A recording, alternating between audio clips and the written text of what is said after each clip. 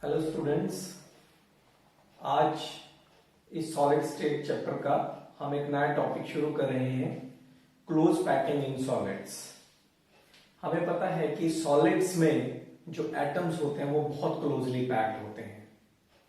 उसी अरेंजमेंट को हमने देखना है कि वो किस तरीके से अरेंज होते हैं। यदि हम सबसे पहले तो ये मान के चलते हैं कि जो एटम्स हैं they are just like the spheres की तरीके से है, तो सबसे पहले हम वन डायमेंशन पैकिंग की बात करेंगे। वन डायमेंशन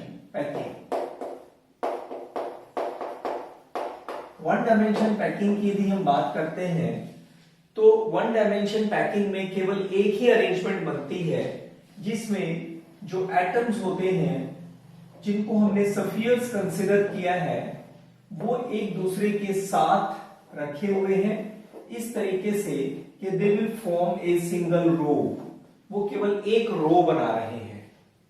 वन डायमेंशन में कोई और दूसरा अल्टरनेट अरेंजमेंट नहीं होता है।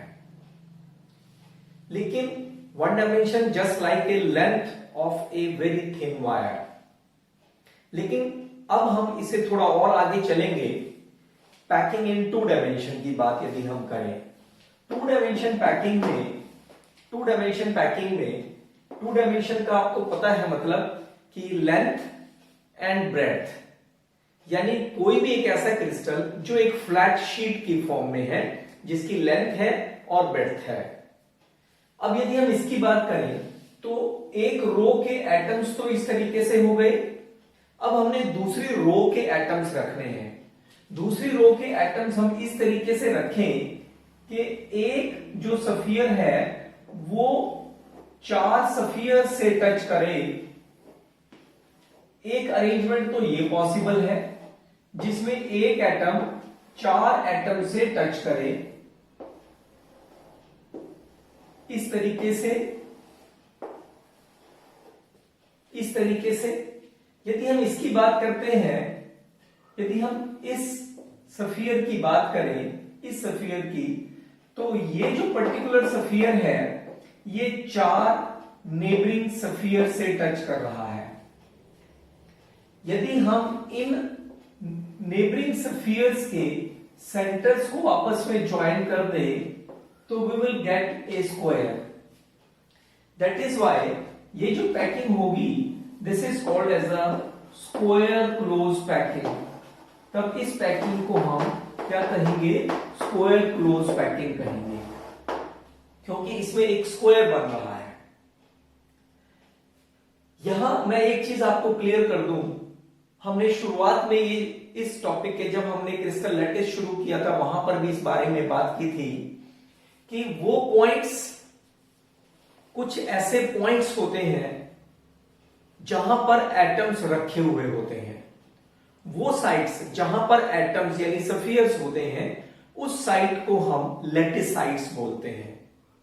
लेकिन क्योंकि ये सफियर्स होते हैं और सफियर्स के बीच में कहीं ना कहीं तो गैप रहेगा सफियर्स के अरेंजमेंट में, तो ये जो बीच में जो स्पेस होता है, ये जो स्पेस होता है, इस स्पेस को हम होलो बोलते हैं।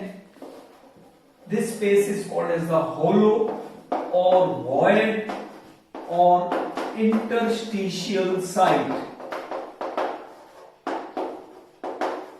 याद रखिएगा, लैटिस साइट वो जहां पर एटम रखे हुए होते हैं, वो लोकेशन जहां पर एटम्स होते हैं और एटम्स के बीच में जो वेकेंट स्पेस होता है उसको हम होलो, वॉइड या इंटरस्टिशियल साइट कहते हैं।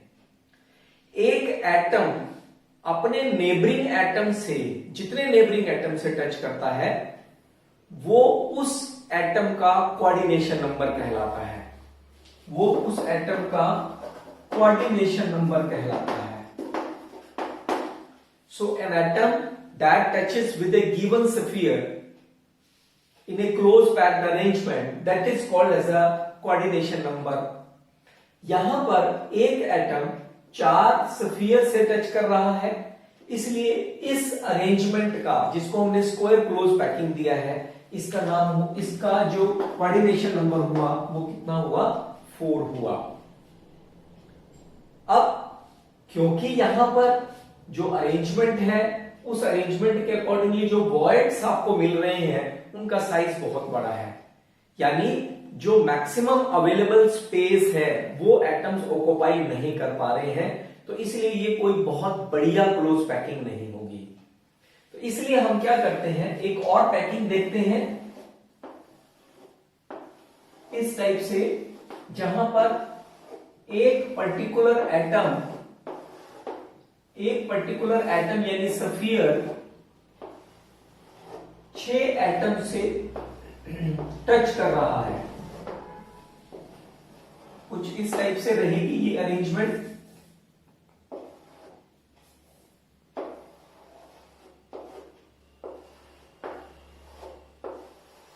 अब यहां पर देखिए, एक पर्टिकुलर सफियर यदि मैं काउंट करूं 1 2 3 4 5 एंड 6 सफियर से टच कर रहा है, और यदि मैं इनके सेंटर्स को मिला दूं, then it will give a clear hexagon.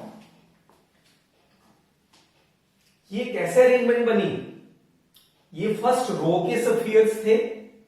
यदि सेकंड रो के सफियर्स को मैंने फर्स्ट रो के द्वारा बने डिप्रेशंस पर रख दिया, देन थर्ड रो के सफियर को मैंने सेकंड रो के द्वारा जो बने डिप्रेशंस हैं उन पर रख दिया, तब इस टाइप की अरेंजमेंट हमें मिलती है, जिसमें एक सफियर 6 सफियर से टच करता है, और ये हेक्सागोन बन रहा है। इसलिए ये जो पैकिंग होगी ये क्या कहलाती है? हेक्सागोनल क्लोज पैकिंग इन 2 डायमेंशन कहलाती है। यहां पर एक सफियर से 6 सफियर्स नेबरिंग सफियर्स टच कर रहे हैं, इसलिए इसका जो कोऑर्डिनेशन नंबर होगा वो कितना होगा? 6 होगा। अब हम बात करेंगे 3 डायमेंशन पैकिंग की। मतलब हमने क्रिस्टल को एक लेयर की फॉर्म में ही नहीं देखना है, रादर क्रिस्टल हमारे पास ऐसा है जिसकी अपनी मोटाई भी है, या यूं कह लीजिए जिसकी अपनी ऊंचाई भी है। अब यहां पर 2 डायमेंशन पैकिंग हो गई। अब हमने इसको हमने क्या माना? एक लेयर माना। इस एक लेयर के ऊपर दूसरी लेयर रखनी है, फिर तीसरी लेयर रखनी है। इस तरह से यदि हम लेयर के ऊपर लेयर रखते चले जाएंगे तो हमें 3 डायमेंशन पैकिंग मिलेगी। तो वो देखते हैं कि अब नेक्स्ट जो लेयर होगा उसके सफियर्स हम कैसे रख सकते हैं, क्योंकि इन दोनों पैकिंग में से ज्यादा क्लोज हमें कौन सी पैकिंग दिख रही है? डेफिनेटली वो एचसीपी पैकिंग है। तो इसलिए इस एचसीपी पैकिंग को आपने बेस लेयर मानना है। यहां पर देखिए, let this is treated as a base layer A. इसको हमने क्या माना? बेस लेयर ए माना है। अब इस बेस लेयर में मुझे 2 टाइप के वॉइड्स नजर आ रहे हैं। वो वॉइड्स कौन सी हैं? वो वॉइड्स एक तो ये वाली है, ये वाली वॉइड्स हैं, और दूसरा जो वॉइड्स हैं वो दूसरी वॉइड ये वाली है।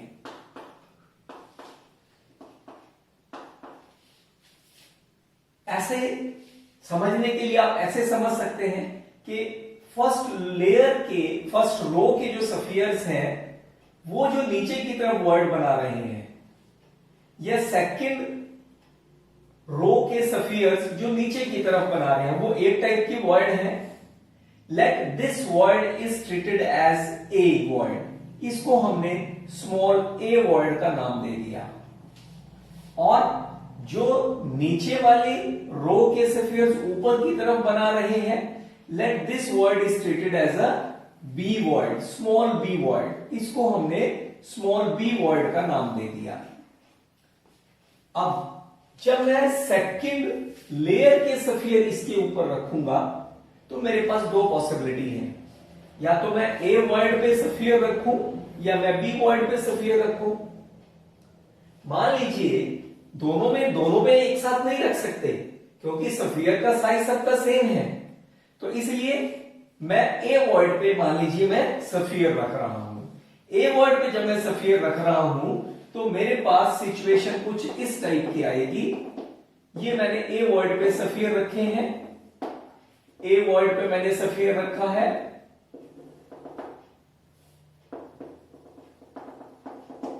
और मैंने ए वॉइड पे सफियर रखा है।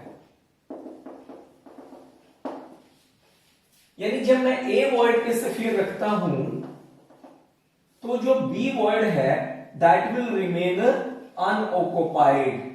ये क्या रहेगी? अनऑक्युपाइड रह जाएगी B void. Now this layer, ये जो सेकेंड लेयर बनी है हमारी, now let it be treated as a B layer. इसको हम बी लेयर का नाम दे देते हैं। अब यदि हम इस सेकेंड लेयर को ध्यान से देखें, मैं यहां पर दो जगह आपको कंसंट्रेट करना चाहूंगा।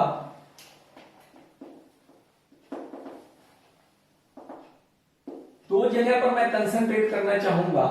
एक तो ये वॉइड बनी है हमारे पास, ये वाली वॉइड, और एक इस टाइप की वॉइड बनती है। सेकेंड लेयर में दो टाइप की वॉइड बन रही है। एक वॉइड तो वो है जो फर्स्ट लेयर के सफियर के सीधा सेंटर पे आ रही है, ऊपर आ रही है उसके। ये जो वॉइड होगी, जिसको मैंने ऐसे लिखा है, let this void is treated as a C void, और एक वॉइड ये बन रही है जो बी वॉइड के कॉम्बिनेशन में आ रही है, let it be treated as a D void. इसको हमने क्या नाम दे दिया? डी वॉइड का नाम दे दिया।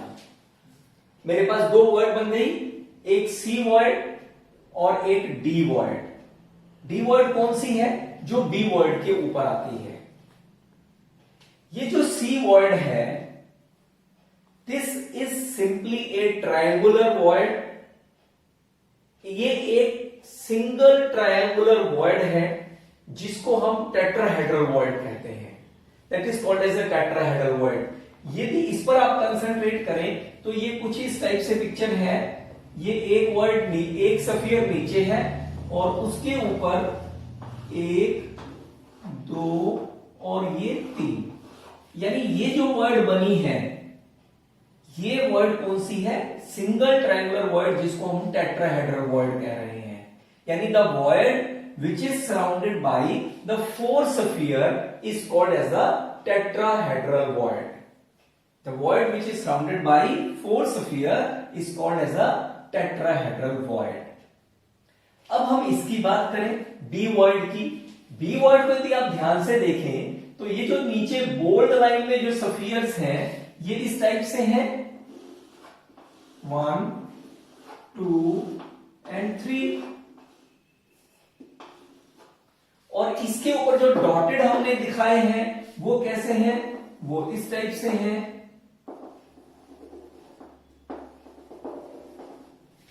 नीचे जो वॉइड थी वो बी थी, इसके ऊपर जो नई वॉइड बनी वो डी वॉइड बन गई। यानी the void which is surrounded by the 6 sphere is called as a octahedral void. इसको कौन सा नाम देंगे हम? ऑक्टाहेड्रल का। और ये कौन सी रहेगी? टेट्राहेड्रल वॉइड रहेगी। यानी the void which is surrounded bye 4 sphere वो टेट्राहेड्रल होगी, वो सिंगल ट्रायंगुलर वॉइड होगी। और जो void surrounded by the 6 sphere होगी वो ऑक्टाहेड्रल वॉइड होगी, और वो एक डबल ट्रायंगुलर वॉइड होगी। डबल ट्रायंगुलर का मतलब, यदि मैं नीचे वाले स्फीयर्स के सेंटर्स को मिला दूं, एक ट्रायंगल ये बन गया। यदि मैं ऊपर वाले स्फीयर्स के सेंटर्स को मिला दूं तो एक ये बन गया। That is why it is called as a double triangular void. अब जब मैं थर्ड लेयर के स्फीयर रखता हूं तो मेरे पास अगेन दो टाइप की पॉसिबिलिटी है। एक तो है पॉसिबिलिटी कि मैं सी के ऊपर स्फीयर रखूं। अब देखिए, यदि मैं सी के ऊपर स्फीयर रखता हूं, यदि मैं सी पर स्फीयर रखता हूं, तब सी वॉइड पे यदि मैं स्फीयर रखता हूं इस सी वॉइड के ऊपर, तो स्फीयर कहां आएगा? बिल्कुल ए लेयर में, इस कैपिटल ए लेयर में जो स्फीयर था उसके ऊपर तीसरी लेयर का स्फीयर एग्जैक्टली आ जाता है। यानी सी वॉइड पे स्फीयर रखने पर पहले मेरे पास ए लेयर थी, फिर ये डॉटेड लाइन वाली ये बी लेयर बनी, और अब जब मैंने सी वॉइड पे स्फीयर रख दिया तो जो तीसरी लेयर है वो फर्स्ट लेयर बनती है, यानी ए। इस तरीके से ये जो पैटर्न होता है ये हमें मिलता है A B pattern, and this is called as the hexagonal close packing in 3 dimension. But what happens if the atom should be placed at the B void, which is a combination of B and D void? यदि आप इस पर sphere रखते हैं, यानी यदि आप B void पर स्फीयर रखते हैं, तो ये जो तीसरा लेयर बनेगी आपके पास, जिसको आप C लेयर का नाम दे रहे हैं, C लेयर, ये जो तीसरी लेयर होगी ये बिल्कुल अलग लेयर होगी, जिसको हम सी लेयर का नाम देंगे। और तब जो मेरे पास सिचुएशन होगी वो ए बी सी पैटर्न मुझे मिलेगा, जिसको हम क्यूबिक क्लोज पैकिंग बोलते हैं, which is called as the cubic close packing. ध्यान रखिएगा, यदि बी सी वॉइड पे हम सफियर रखते हैं तो पहले जैसी लेयर मिलेगी आपको, फर्स्ट लेयर जैसी मिलेगी, पैटर्न होगा आपको मिलेगा ए बी पैकिंग, जिसको आप एचसीपी पैकिंग बोलते हैं 3 डायमेंशन में। और यदि आप बी और डी वॉइड के कॉम्बिनेशन पे सफियर रखते हैं तो आपको एक अदर लेयर मिलेगी, जिसको आप सी लेयर का नाम दे रहे हैं, और पैटर्न मिलेगा A B C pattern. This is called as a CCP packing. ये जो सीसीपी पैकिंग होती है, सीसीपी पैकिंग, ये एचसीपी से ज्यादा क्लोज होती है।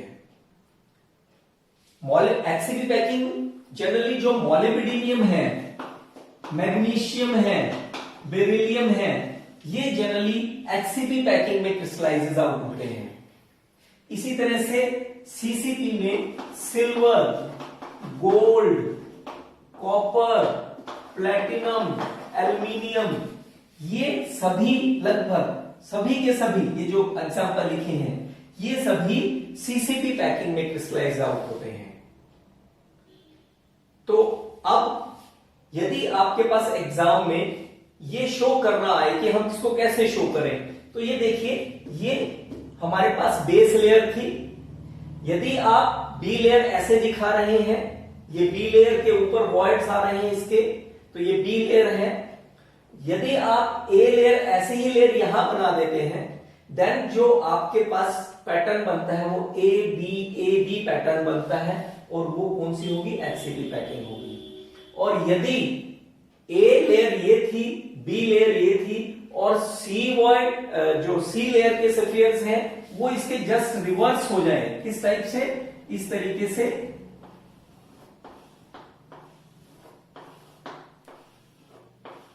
ये एक अनदर लेयर आप इसको ऐसे शो कर सकते हैं। तो ये जो पैटर्न आपको मिलेगा वो ए बी सी पैटर्न, यानी सीसीपी पैकिंग मिलेगी। तो अब हम बात करेंगे कि location of voids in close packing. Students, अभी हम लोग कर रहे थे क्लोज पैकिंग इन सॉलिड्स, जिसमें हमने देखा एचसीपी पैकिंग और सीसीपी पैकिंग 3 डायमेंशंस में। अब हम बात करेंगे कि क्रिस्टल में कितने टाइप की वॉइड्स होती हैं और उनकी लोकेशन क्या क्या है। सपोज किसी एक क्लोज पैक स्ट्रक्चर में if we have the n atoms और आयंस, इफ एटम्स या जो आयंस हैं किसी एक क्लोज पैक स्ट्रक्चर में, let it be n, suppose वो n है, तो याद रखिएगा जितने नंबर ऑफ एटम्स या आयंस होते हैं किसी एक क्रिस्टल में, उतने ही नंबर ऑफ ऑक्टाहेड्रल वॉइड्स उसमें होती है। तो हम लिख सकते हैं, तो नंबर ऑफ ऑक्टाहेड्रल वॉइड्स कितनी होंगी, number of octahedral voids, it must be n। और जितनी ऑक्टाहेड्रल होती है, टेट्राहेड्रल वॉइड्स का जो नंबर है वो ऑक्टाहेड्रल से जस्ट डबल होता है। यानी जो टेट्राहेड्रल वॉइड्स होंगी उनकी संख्या, उनका नंबर कितना हो जाएगा, 2n हो जाएगा। जो एफसीसी यूनिट सेल्स होते हैं, यानी जिनमें सीसीपी अरेंजमेंट होती है, FCC unit cell having those have the CCP arrangements. अब FCC में number of atoms per unit cell कितने होते हैं हमने कैलकुलेट किया था। एक तो कॉर्नर्स पे एटम्स होते हैं और एक फेस सेंटर्स पे। FCC में कितने नंबर ऑफ एटम्स हैं, यानी 4 एटम्स पर यूनिट सेल होते हैं। यदि 4 एटम्स पर यूनिट सेल है तो ऑक्टाहेड्रल वॉइड कितनी हो गई, ऑक्टाहेड्रल वॉइड्स 4 हो गई और टेट्राहेड्रल कितनी हो गई, टेट्राहेड्रल वॉइड कितनी हो जाएंगी, इसका डबल यानी 8 हो जाएंगी। तो टोटल वॉइड्स कितनी बनी, 12 बनी। जो हमारी HCP पैकिंग होती है, याद रखिएगा HCP पैकिंग में जो ऑक्टाहेड्रल वॉइड्स होती हैं वो 6 होती हैं और जो टेट्राहेड्रल वॉइड बनेगी वो उसका टोटल यानी जो टोटल वॉइड्स हैं वो हमारी कितनी हो जाएगी, 18 हो जाएगी। यदि हम इनकी बात करें, इन वॉइड्स के लोकेशंस की, तो पहले हम बात करेंगे कि ये जो वॉइड्स हैं ये कहां कहां पर होती हैं। यदि मैं पहले ऑक्टाहेड्रल वॉइड्स की बात करूं, यदि मैं ऑक्टाहेड्रल वॉइड्स की बात करूं, जो 1 ऑक्टाहेड्रल वॉइड है that must be present at the body centre. 1 octahedral void body centre पर होती है और 12 ऑक्टाहेड्रल वॉइड्स एज सेंटर्स पर होती हैं। 12 कहां पर होती हैं, एज सेंटर्स पर होती हैं। लेकिन आपको पता है जो एज पर कोई भी यदि एटम होता है वो कितना कंट्रीब्यूशन देता है यूनिट सेल को, यस 1/4 देता है। तो इसलिए ये जो वॉइड्स हैं एजिस पर, तो ये भी अपना कितना कंट्रीब्यूशन देगी, 1/4 देगी। तो इसलिए 12 एजिस हैं, 1/4 कंट्रीब्यूशन है। तो टोटल ऑक्टाहेड्रल जो वॉइड होंगी पर यूनिट सेल एजिस पर वो कितनी होंगी, 3 होंगी। एक ये, तो इसलिए टोटल कितनी हो गई, ऑक्टाहेड्रल वॉइड्स 4 हो गई। यदि मैं टेट्राहेड्रल वॉइड्स की बात करूं, टेट्राहेड्रल वॉइड देखिए कहां पर होती है, ये बॉडी डायगोनल्स पर होती है। एक यूनिट सेल के अंदर हमारे पास 4 बॉडी डायगोनल हैं और एंड से 1/4 डिस्टेंस पर बॉडी डायगोनल पर एंड से 1/4 डिस्टेंस पर एक टेट्राहेड्रल वॉइड होती है। इसका मतलब क्या हुआ कि एक बॉडी डायगोनल पे 2 टेट्राहेड्रल वॉइड हमें मिली। 4 बॉडी डायगोनल हैं तो टोटल कितने हो गए फिर, 4 into 2 that is 8, that is why 8 tetrahedral voids हमें मिलती हैं। तो टोटल टेट्राहेड जो टोटल वॉइड्स हो गई एफसीसी में वो कितनी हो गई, 12 हो गई। अब इन्हीं वॉइड्स की लोकेशन और नंबर पर बेस्ड कुछ एक न्यूमेरिकल्स जो एग्जाम्स में फ्रीक्वेंटली पूछे जाते हैं उन पर हम कुछ डिस्कस करेंगे। यहां मैंने ये स्टेटमेंट पहले लिखी हुई है। यदि हम पहली स्टेटमेंट